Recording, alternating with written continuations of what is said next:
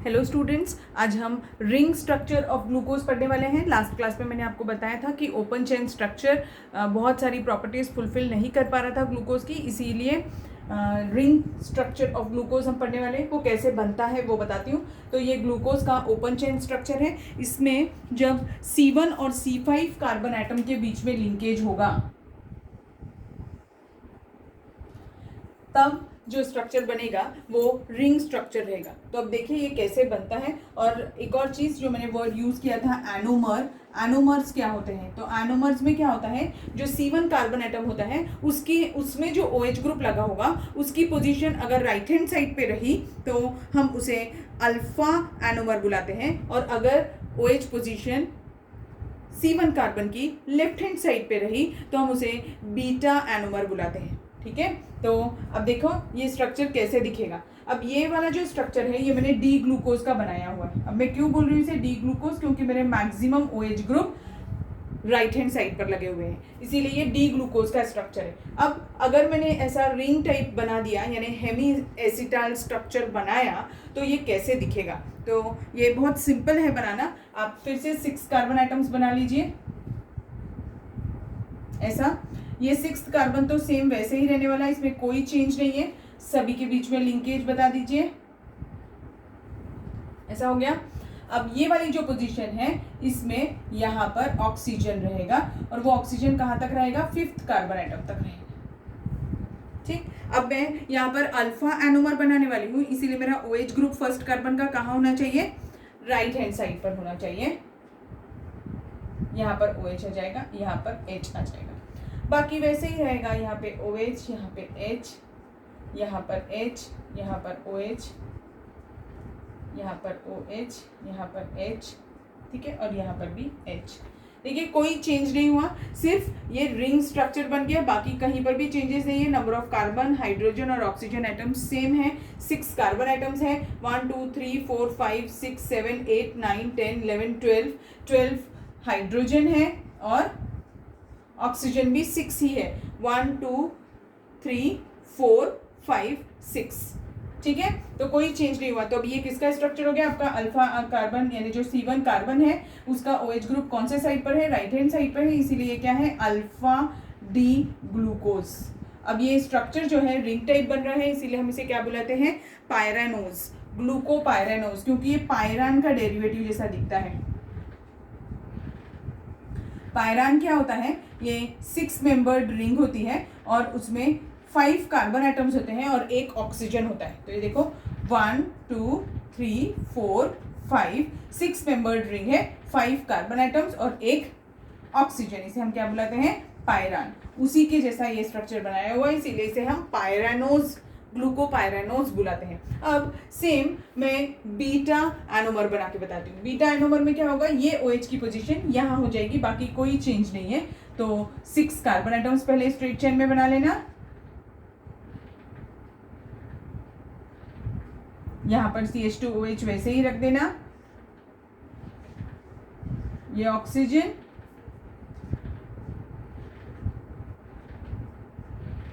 यहाँ पर हाइड्रोजन वैसे ही रहेगा।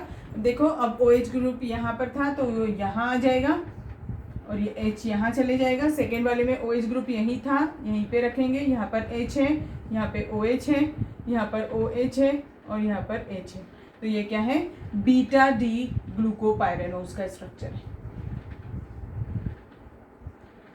ये दोनों ही स्ट्रक्चर्स, ये जो तीनों स्ट्रक्चर्स हमने बनाए हैं, ये कौन से फॉर्मूले पे बेस्ड है? ये फिशर प्रोजेक्शन फॉर्मूलाज है। ठीक है, अगर मैं इसे रिंग फॉर्म में बनाऊं तो वो हैवॉर्थ प्रोजेक्शन फॉर्मूला हो गए। ये कौन से हैं? सारे के सारे फिशर प्रोजेक्शन फॉर्मूला। लिख देती हूँ स्पेलिंग।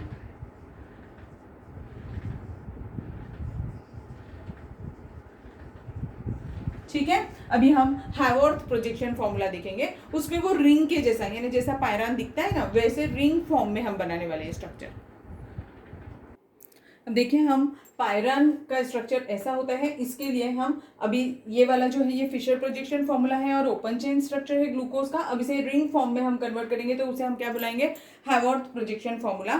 तो हम बीटा और अल्फा बीटा एनोमर्स दोनों के लिए बनाएंगे। तो वो स्ट्रक्चर कैसे बनेगा ये देखो। पहले ऐसी ही रिंग बनानी है, एक ऑक्सीजन ले लेंगे, ये एक ऐसा, ये ऐसा, बेंजीन रिंग जैसे हम बनाते थे सेम वैसी ही रिंग यहाँ पर बना दी है। ठीक, तो अभी ये सारे कार्बन आइटम्स हैं। कितने कार्बन आइटम्स हो गए? 5 कार्बन आइटम्स हो गए। ओके, दोनों स्ट्रक्चर्स के लिए मैं यहीं पे बना के रख देती हूँ पहले ही।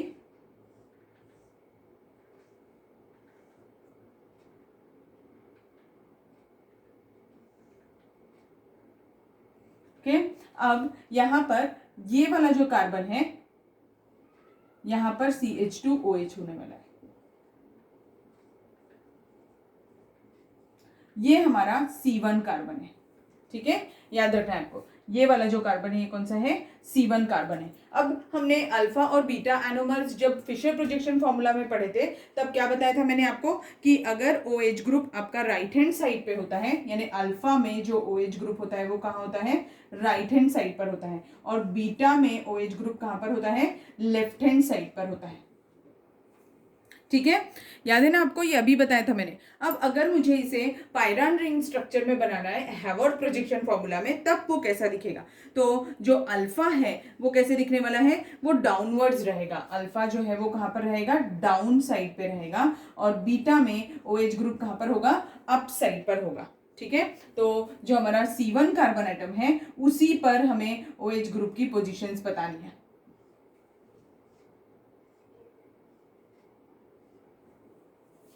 अब कैसे? अगर OH ग्रुप की पोजीशन डाउन साइड रही तो वो किसका स्ट्रक्चर हो जाएगा? अल्फा का हो जाएगा। ठीक है, तो OH की डाउन साइड पोजीशन बना दी और ये H वैसे ही बना दिया, तो ये किसका एनोमर बन गया? ये कौन सा एनोमर बन गया? अल्फा, क्योंकि C1 पोजीशन पे मैंने OH यहाँ लिया है, और ये अप साइड पे अगर बना दूंगी तो वो क्या हो जाएगा? बीटा एनोमर का स्ट्रक्चर हो जाएगा। बाकी सिर्फ H और OH लगाने हैं। तो हमने कैसे किया था? यहाँ पर H, यहाँ पर OH, अगेन वहां पर भी वैसे ही HOH, यहाँ पर OH H OH H। ठीक है, अब फोर्थ कार्बन आइटम पे, फोर्थ नहीं, 1 2 3 फोर्थ कार्बन आइटम पे कैसा आ जाएगा स्ट्रक्चर? सेम वैसा ही रहेगा, H ऊपर और OH नीचे, H ऊपर OH नीचे।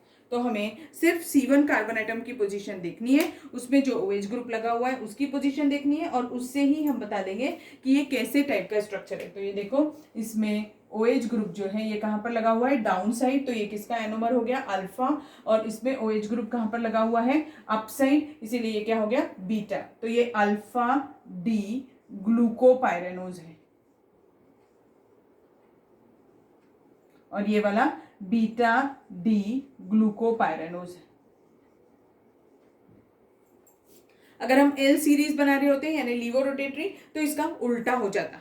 ठीक है, बाकी कोई चेंज नहीं रहता है, तो उल्टा हो जाता, यानी कि ये OH जो है वो ऊपर रहता और इसमें OH नीचे रहता, और ये जो OH ग्रुप्स थे हमारे वो मैक्सिमम जो हमने राइट हैंड साइड पर रखे हुए थे वो कहाँ पर होंगे? मैक्सिमम लेफ्ट हैंड साइड पे होंगे, तब वो लीवो रोटेटरी स्ट्रक्चर्स बना देगा। ठीक है, समझ में आ गया कैसे किया? प्रैक्टिस करिए, लिख लिख कर प्रैक्टिस करेंगे उतने अच्छे से ये याद होगा। बिना प्रैक्टिस लिख कर अगर आप प्रैक्टिस नहीं करेंगे, आप ओरली जैसे हम इंग्लिश पढ़ते हैं या कुछ न्यूज़पेपर पढ़ते हैं वैसे अगर आप ऑर्गेनिक केमिस्ट्री पढ़ेंगे तो वो बहुत डिफिकल्ट लगेगी। आप लिख कर करिए, डेफिनेटली आपको 2-3 बार लिखने पे ये स्ट्रक्चर्स याद हो जाएंगे। ठीक है, तो ये हो गया हमारा ग्लूकोज का ring structure of glucose complete हो गया। ठीक, थैंक यू। फिर अभी हम इसके बाद में फ्रुक्टोज के स्ट्रक्चर्स पढ़ेंगे। Thank you.